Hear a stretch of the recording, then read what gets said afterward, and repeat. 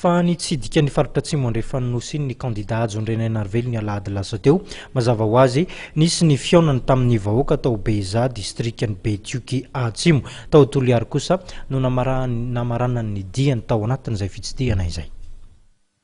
Tsodrano miaraka ary no nomeny Andriamatora Kotso ray aman-dreny eo amin'ity commune ity any Ajon-Dreny Narvely sy Jean-Jacques Rabenirina. Tsodrano tamin'ny fiteny mahafaly amin'ny fameny Razambe taloha no nomena azy mirahalahy. Betsaka ny fahavalo ka ho tahin-Janahary aleo malasana ianareo io no anisan'ny teny tamin'izany.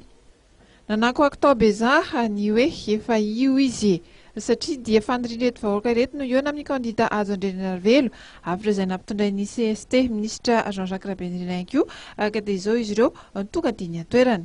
Nandritra ity fotoana ny onan'ny candidat hita ao amin'ny pony Beza ity ihany koa no nitafatafany momba ny tsy fandriampahalemana sy ireo olana maro sedren'ireo ponina any an-toerana sy fampirisihana ihany koa ny rehetra andray an-tanana ny ho avin'ny firenena. Teto Toliary kosa ny namarana ny candidat Ajon-Dreny Narvelo ny diany tamin'ny faritra Atsimo iny sy nanomboka ny 10 septambra lasa teo ka nitetezan'ny faritra ny hainoana sy ny fankafatarana tamin'ireo mpanohana azy tamin'ireo toerana ireo. Avaliana no resan'ny Toliary ny candidat ny alahady 10 septambra tao amin'ny salle d'œuvre catholique. Zay mila fanovana ny eto amin'ny firenena. Zay no mahatonga ny hoe raha ny fandreseko irery tsy midika ninona raha tsy miara-mandresitsika menakavy. Miara-mandresitsika amin'ny fifidianana, miara-mandresitsika amin'ny fiainana, miara-mandresitsika amin'ny fitendavana, miara-mandresitsika amin'ny fametrahana ny Madagasikara amin'ny toerana tokony isy azy. Satria mbola izao no mitoy.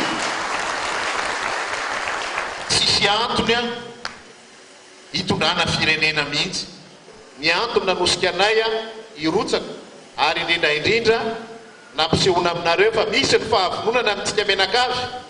Misy ny tena fahavononana marina tsy ny alavy-tany akory no nampitahoatra anay ary ny mihitsy niaraka tany ambanivohitra be ny tanàna ambanivohitra ny tenako nandritra mandat anankitelo aho zay vao niditra tamin'ny gouvernement menakavy ihany no tokony andraikitra ao anatiny eo ary zay ny tanjona mba elany zay tsy fandriam-pahalemana amin'ny saintsika rehetrarehetra zay mba hatory fahalemantsika menakavy fa tsy hoe amin'ny alintsika tsy matory fa mitahitaina hoe ahoana indray zao no andavoaka inscription an'ny ankizy rapitso efa tsy fandriam-pahalemana koa zany satria tsy mandry fahalemana ianao amin'ny alina zany tsy hoe matory amin'ny alina dia mitahitaina ny hoe sao dia hoe solonjareo amin'ny plasiko indray hoa ka tonga amin'ny irany damamy ty fa tsy fantatra zay CEO mitahitaina isan'andro tsy hoe isan'andro akory dia tsy atory isan'alina fa tsy salama dia zareo zao le taky vola dia davina fanafody zany rehetrarehetra zany fanamby tsy maintsy ho ataontsika mba hatafavoaka ny fireneny ity.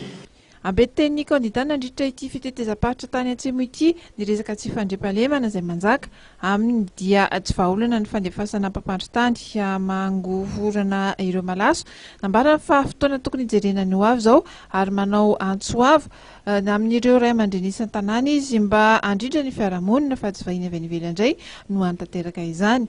Nanentana ny rehetra andray andraikitra ihany koa hiatrika ny fifidianana ny candidat Ajon-Dreny Narvelo tao Toliary.